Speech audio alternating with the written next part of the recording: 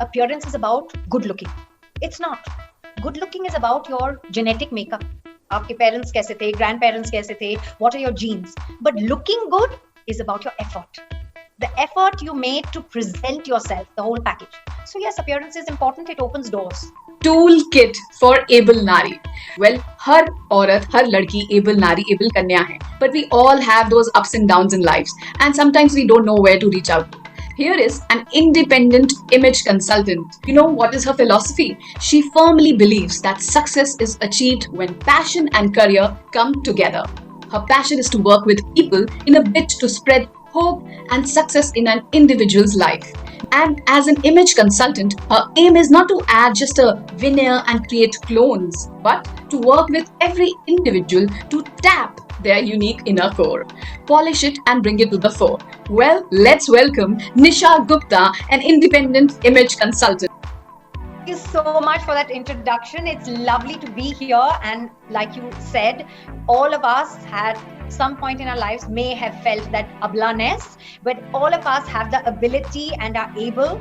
And you have such wonderful ideas that it's been fabulous collaborating with you, brainstorming with you, and sharing it now with the rest of the women outside to say that everything that we're looking for resides within. So let's open up the toolkit and use it to bring out our best ability.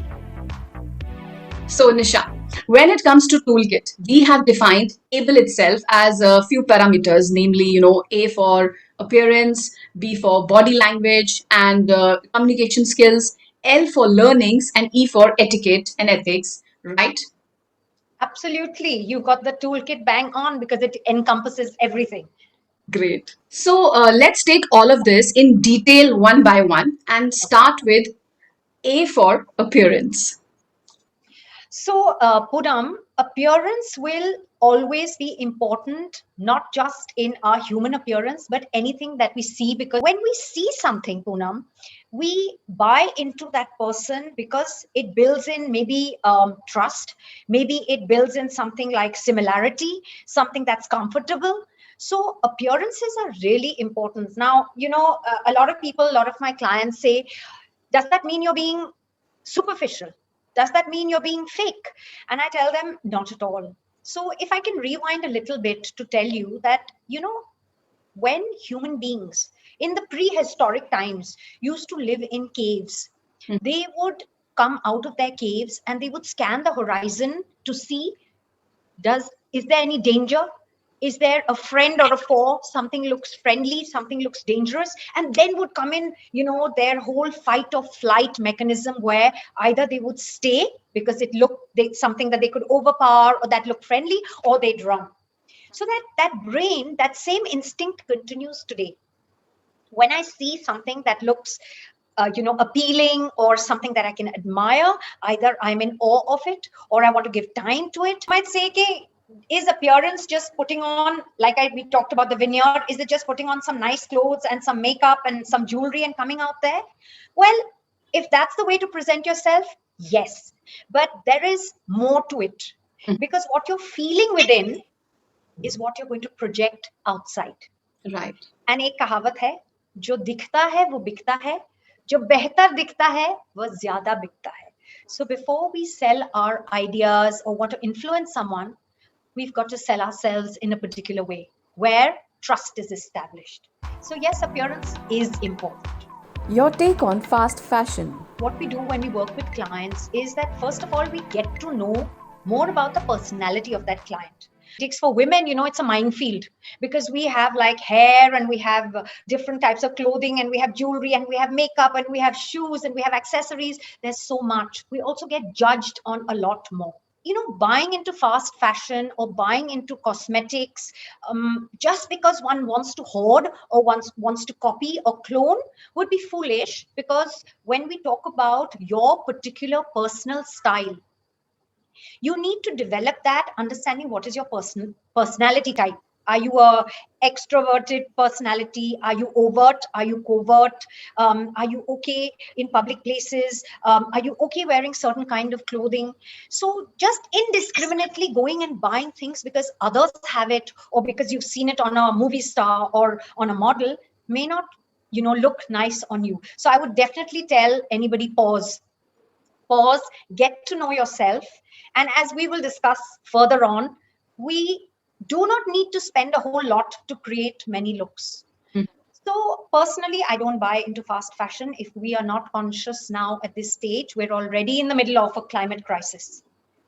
Right. And, Poonam, if I may share something, this is the whole driving force of consumerism, the Diderot effect. So there's this little story that Diderot was a French philosopher who had got the eye and the fancy of a Russian czarina. So he had a robe, which was an old robe he was very happy with. But she gifted him this lovely purple velvet robe. And now, when he saw himself in this robe, he thought, oh my God, the rest of my things look bad. My house things also look bad. Let me upgrade, let me buy, let me. And in that, he got himself into debt. So when your question was so relevant, when we go thinking that, okay, now just because fashion tells me I must upgrade that accessory and that shoe and the clothes, and now perhaps one more accessory and end of season sale, I'm setting myself up to fall into a pitfall, because I'll have a cupboard full of orphans. Bin body ke kapde, jo hum pehne nahi. So yes, I would say pause, don't buy into this whole fast fashion pace, because you're never going to have to wear this. It's a known thing. 80% of the time, we only wear 20% of our clothing. So definitely don't buy into that. Yeah. So how can one be resourceful and have an optimal wardrobe and still be looking fashionable and classy at all given times? So there's one trick. What happens with us is we're so driven by this whole concept of going to buy at sales that we think that perhaps we're going to get these great bargains and let's go and buy more things. But a smart shopper and a person that creates a wonderful wardrobe that's timeless and evergreen is one who invests in quality things that are classic. So your classic pair of jeans, your classic pair of black trousers, your classic little black dress, or your classic skirt. And then what you do is you're going to have a wardrobe that will have classics that are timeless. And majority of your money is going to be spent on those quality garments that may last over, like, many years of seasons. So maybe 3 years. And you'll spend less money then on small things which are accessories. So for example, if florals are in, you haven't spent a whole lot buying so many florals that suddenly you find 6 months are over and you're out of fashion. Instead, maybe you'll pick up a scarf, maybe you'll pick up a bandana, maybe you'll pick up one little jacket or something that'll keep that classic, contemporary and trendy. If you want to make your money go longer, then first of all, what you should do is know how your entire day is divided, where you spend the maximum amount of time, whether it's at work or at the gym or you're a socialite. And from that, you then start dividing what you're spending. But the key is to stick with a lot of classics and keep them contemporary by adding trendy accessories. Brand versus personal style. There was a point where in the public eye, celebrities would not be seen wearing the same thing again. But today, even say like trendsetters like the British royalty, Kate Middleton, she has been in the news for repeating her clothes, simply because those are not anymore the defining factors. So yes, if you like to have and own a brand because it is something that you would use on a daily basis and you can afford it, please, you must have it. But if you're doing it because the next door neighbor has it and she's going to think less of you, then the work that needs to be done is not on the brand association, but really in. So I would tell everybody, try and develop your own unique way of dressing and hold your own confidence. Don't feel pressured. Yeah. Because there's a little saying which I love, and that is that at the end of the game of chess, the king and the pawn go back in the same box. So don't be defined by all of this.